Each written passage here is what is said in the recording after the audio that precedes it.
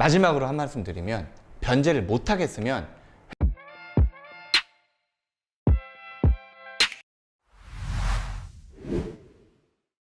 네 번째예요. 그럼 폐지가 됐다면 이거를 되돌릴 수 있는 방법이 있는가? 어떻게 되냐면, 폐지가 됐어. 근데 내가 갚을 수 있을 것 같아. 내가 신경을 못 써서 폐지가 됐지만 갚을 수 있을 것 같아. 아니면 주변에서 도움을 받을 수 있을 것 같아.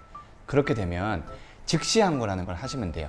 즉시항고를 하면서 원칙은 밀린 돈을 다 내야지 되겠죠. 그죠? 왜냐면 돈을 안 내서 폐지가 됐기 때문에 이거를 다시 되살리려면 밀린 돈을 내야 되겠죠?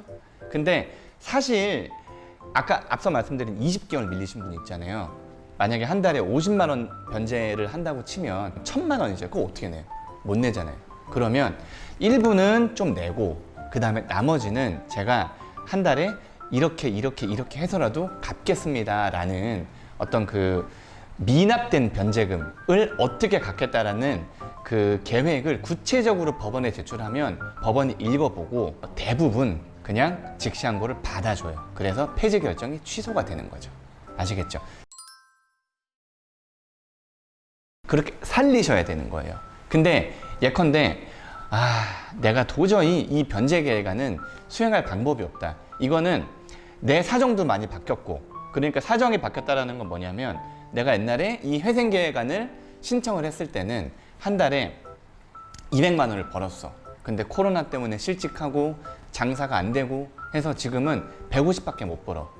그러면은 100만 원씩 변제금을 내다가 150 버는 입장에서 50만 원씩으로 어떻게 살 수가 없잖아요. 그런 경우에는 사실 폐지를 받아들이고 재신청이나 워크아웃을 하시는 게 맞아요. 그죠?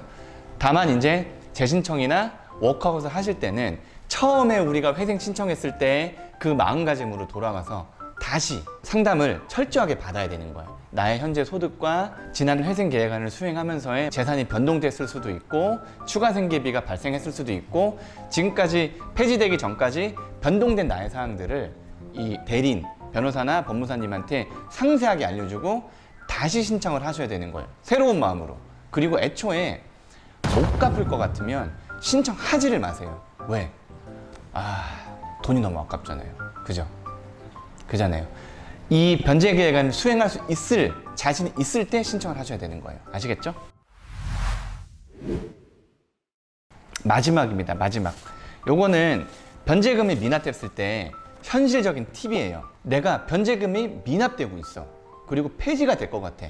그때 여러분들이 어떤 선택을 하셔야 되는지에 대해서 상세하게 알려드릴게요. 지금 내가 돈을 많이 냈어. 그리고 변제 계획안이 생각보다 합리적이야. 그러니까 쉽게 얘기하면 많은 돈이 탕감이 됐어요. 원금의 한 70%만 갚는다. 원금의 50%만 갚는다. 이런 식이면은 솔직히 괜찮은 그 채무자로서는 감당할 수 있는 거잖아요. 그럴 경우에는 어떻게든지 변제금을 빌려서라도 넣은 다음에 면책 받으시는 게 맞는 것 같아요. 어디서 빌립니까? 그거는 솔직히 지인 찬스를 쓸 수밖에 없을 것 같아요. 왜냐면 회생 중에는 뭐 대출이 마땅하지 않기 때문에 지인한테 얘기를 해서 부모님, 배우자, 친구분들한테 얘기를 해서, 야, 이거 내가 딱 6개월, 10개월만 더 갚으면 이거 내가 이제 그 전체 채무 1억 중에 5천만 원을 면책 받게 되는데, 이거 내가 지금 잠깐 실직해가지고 너무 답이 없다. 이거 좀 도와달라고 하면 아마 도와줄 거예요. 아시겠죠? 그 지금까지 많은 돈을 낸 경우에 폐지가 됐다면 이 돈이 환급이 안 되고 이자나 원금으로 충당된다 그랬잖아요. 그러면 거의 원금에 상응하는 금액으로 회생 신청을 또 해야 돼요. 그죠? 그러면 또 갚아야 돼. 그만큼을. 그거 너무 좀 채무자 입장에서는 너무 좀 슬프잖아요. 그러니까 내가 좀 많이 냈다. 그리고 앞으로 이 정도는 내가 갚을 수 있을 것 같다 라고 하시면 사실 지인 찬스 쓰세요. 아시겠죠? 그래서 꼭 폐지가 됐다면 즉시항고를 해서 살리거나, 폐지가 안 됐다면 폐지되기 전에 꼭 그 돈을 갚고 변제 계획안을 정상적으로 수행을 하세요. 오케이. 이제 정리를 할게요.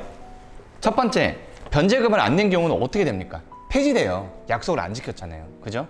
두 번째, 얼마나 밀려야 폐지가 됩니까? 잘 모르겠어요. 다만 요즘 추세를 봤을 때 3개월 밀렸다고 폐지되진 않아요.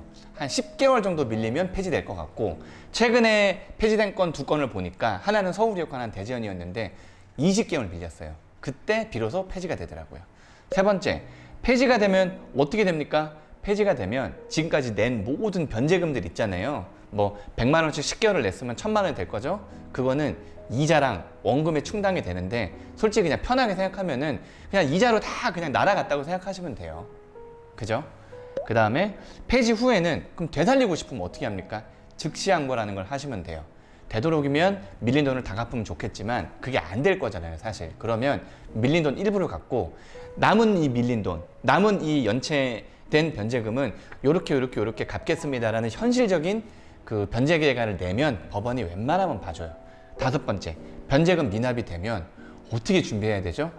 많이 냈고, 그 다음에 어떻게든지 지금은 좀 힘들지만 내가 낼 수 있겠다, 그리고 나는 꼭 면책 받고 싶다 하시면 빌려서라도 무조건 내세요. 안 빌려주면 어쩔 수 없죠. 못 빌리면 어쩔 수 없는 거지. 다만 면책에 어떤 이익이 충분하다면, 그죠? 빌려서라도 무조건 내셔야 돼요. 즉시항고 하셔야 돼요. 밀리지 않으셔야 돼요. 구독과 좋아요 눌러주세요. 하여튼 여러분들이 궁금해하는 거 쫙 알려드렸어요. 마지막으로 한 말씀 드리면, 변제를 못 하겠으면 회생 신청 하지 마세요. 왜? 돈 아까워요.